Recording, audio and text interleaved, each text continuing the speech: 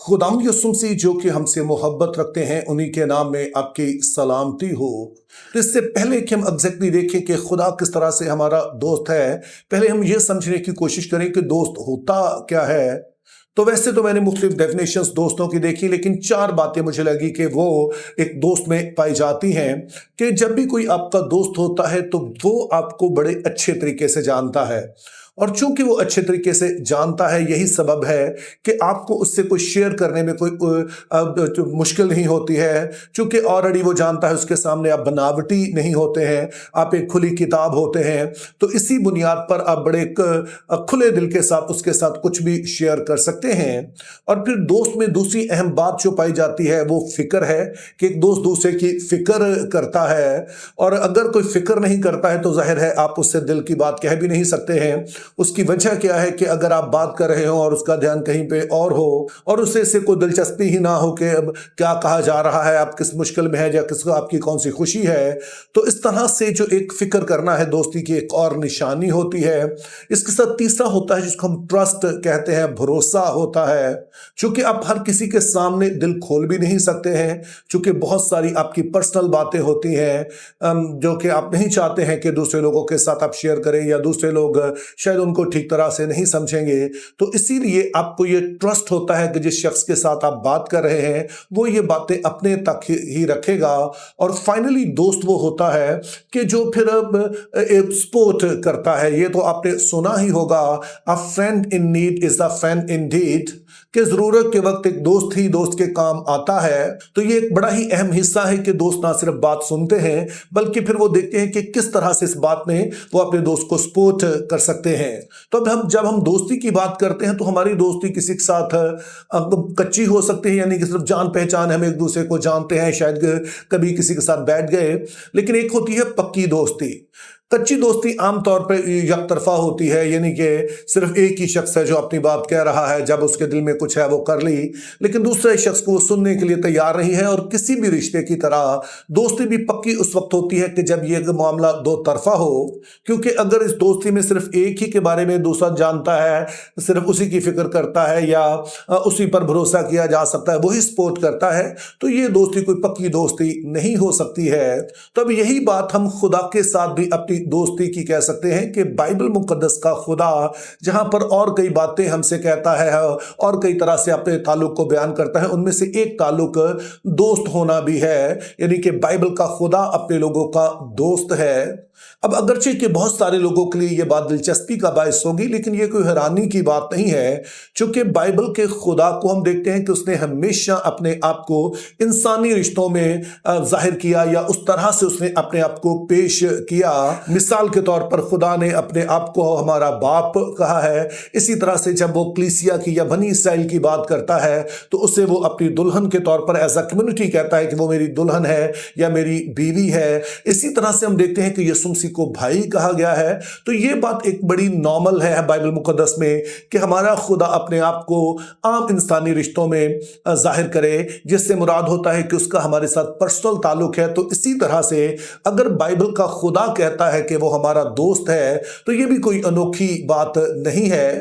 ताहम एक चीज हो सकती है कि हमारी खुदा के साथ दोस्ती कच्ची या पक्की हो सकती है। सैडली ज्यादातर जो लोग हैं उनकी दोस्ती खुदा के साथ कच्ची दोस्ती होती है, यानी कि हमारा खुदा तो हमारा दोस्त है जो कि हमें अच्छी तरीके से जानता है, जिसके सामने हम अपने दिल खोल सकते हैं, जिस पर हम भरोसा कर सकते हैं, और बेशक जो भी हमारी जरूरत है जब हम बताते हैं उसे तो बेशक वो हमारी मदद भी करता है। तो ये सारी बातें वो हैं जो कि हमने देखा कि एक दोस्त में होती हैं। तो अभी रिसेंटली हम एक कैंप लेकर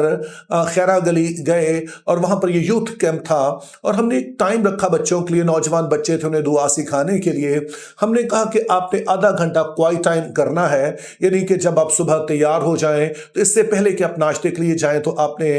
आधा घंटा आपके लिए आपके पास होगा, जो हम बताएंगे कब शुरू हो गया है। तब सारे खामोश होंगे, अलग अलग जगह पे बैठ जाएंगे, और कुछ देर वो अपनी जिंदगी पर गौर करेंगे, और कुछ बातें जो उनके दिल में आती हैं वो लिख सकते हैं। اور وہ خدا سے بات چیت کر سکتے ہیں، شکر گزاری کر سکتے ہیں۔ تو آخری دن جب ہم نے بچوں سے فیڈ بیک لیا کہ یہ ساری ٹریننگ میں کیا چیز ان کے لیے باعث برکت ٹھہری، تو بہت سارے تھے جن کا کہنا تھا کہ ہمارے لیے کوائٹ ٹائم بہت باعث برکت رہا، چونکہ اس طرح سے ہم نے کبھی دعا نہیں کی کہ ہم خدا کے سامنے خاموشی سے بیٹھیں، خدا کی سننے کی کوشش کریں، اپنا دل اس کے سامنے انڈھیلیں۔ اور کئی ایک بچوں کا کہنا تھا کہ خاص طور پہ لڑکیوں کا، جب ہم نے اپنا دل انڈھیلا تو ہمیں بڑی تسلی محسوس ہوئی۔ تو بائبل کا خدا شروع سے ہی ایسا ہے اور وہ چاہتا ہے کہ اس کے لوگ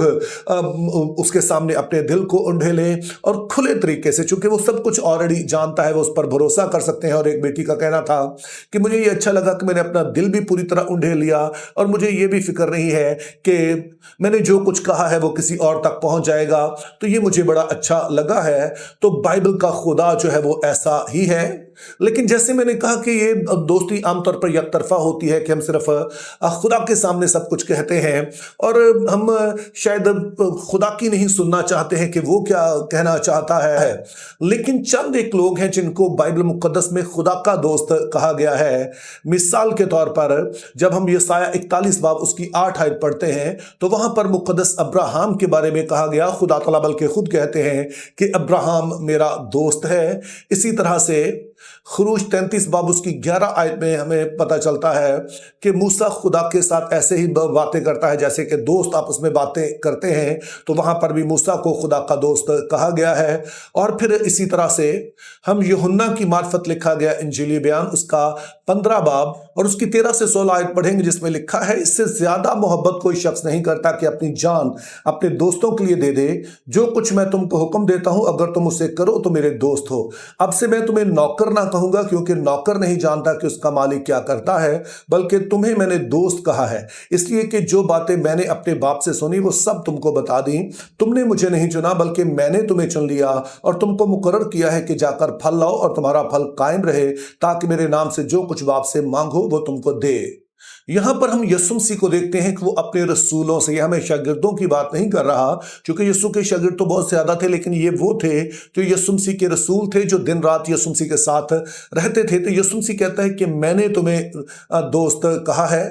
اور پھر وہ کہتے ہیں کہ میری دوستی کا ثبوت یہ ہے کہ میں تمہاری خاطر جان دیتا ہوں، لیکن تم بھی میرے دوست بن سکتے ہو بشرطے کہ وہ کچھ کرتے ہو جو میں تم سے کرنے کے لیے کہہ رہا ہوں۔ یعنی کہ ایک کام تو وہ ہے جو تمہاری ضرورت تھی میں نے پوری کی، اور دوسری طرف وہ بھی ہے جو میں کرنا چاہتا ہوں۔ اور جو ہمیں 16ویں آیت میں بتایا گیا کہ پھل لاؤ، کہ ایک تو تمہاری زندگی سے خدا کا جلال ظاہر ہو اور دوسری طرف تم بہت ساری روحوں کو میرے پاس لے کر آؤ۔ تو نہ صرف ان رسولوں کو ہی ہم دیکھتے ہیں، بلکہ آپ یہی بات مقدس ابراہم کے بارے میں اور پھر مقدس موسیٰ کے بارے میں بھی کہہ سکتے ہیں کہ صرف انہیں خدا نہیں جانتا تھا، صرف اب یہی نہیں کہ جو خدا کے سامنے دل کھولتے تھے، بلکہ ہم دیکھتے ہیں کہ خدا تعالیٰ بھی ان سے باتیں کرتے ہیں، یہ خدا کے پلانز میں شامل ہیں۔ مقدس ابراہم سے خدا نے کہا کہ تمہیں تیرے وسیلے زمین کی سب قومیں برکت پائیں گی، میں تو تجھے برکت دوں گا، لیکن پھر میں تیرے وسیلے قوموں کو بھی برکت دوں گا، سو تیرے ساتھ میری ایک پارٹنرشپ ہوگی۔ اسی طرح مقدس موسیٰ کے بارے میں ہم جانتے ہیں کہ جب بنی اسرائیل کو ملک مصر سے نکالنا ہے تو خدا موسیٰ کو بلاتا ہے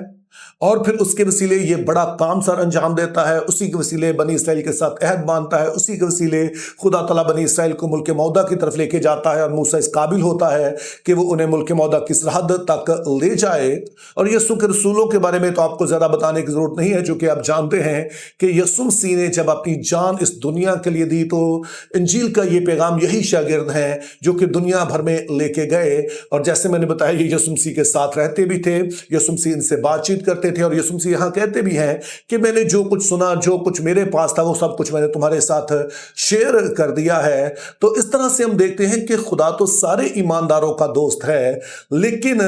سارے ایماندار خدا کے دوست نہیں ہیں، یعنی کہ وہ تیار نہیں ہیں کہ وہ خدا کو جانیں، خدا کی مرضی کو سمجھنے کی کوشش کریں، جو کہ قابل بھروسہ ہوں، اور پھر جو خدا تعالیٰ کے کام میں شامل ہو سکے، جو کچھ وہ دنیا میں کرنا چاہ رہا ہے۔ لیکن آپ اس کے دوست بن سکتے ہیں، کہ یعنی اگر ہم اس بات کو سمجھتے ہیں کہ اگر ہم اس کے دوست ہیں تو پھر یہ ضروری ہے کہ ہم خدا کے بارے میں جانتے ہوں، اچھا ہے کہ ہمیں پتا ہو کہ وہ اس دنیا کے لیے اس کی کیا فکر ہے، وہ ہم پر بھروسہ کر سکے، اور سب سے بڑھ کر جو بھی اس کے کام ہے، ظاہر ہے انجیل پھیلانا ایک کام ہے لیکن اور بہت سارے کام خدا اس دنیا میں کرتا ہے، تو کس طرح سے خدا کے پلانز اس دنیا میں چل رہے ہیں انہیں سمجھیں اور ان میں شامل ہوں، چونکہ جب یہ رشتہ دو طرفہ ہوگا تو پھر یہ پکے والی دوستی ہوگی۔ پھر ہم صرف یہی نہیں کہیں گے کہ وہ ہمارے کاموں میں ہماری مدد کرے، بلکہ پھر ہم اس بات کے لیے بھی تیار ہوں گے کہ جو کچھ وہ کر رہا ہے ہم بھی اس میں اپنا حصہ ڈال سکیں۔ تو میری دعا ہے خدا ہم سبھی کو فضل دے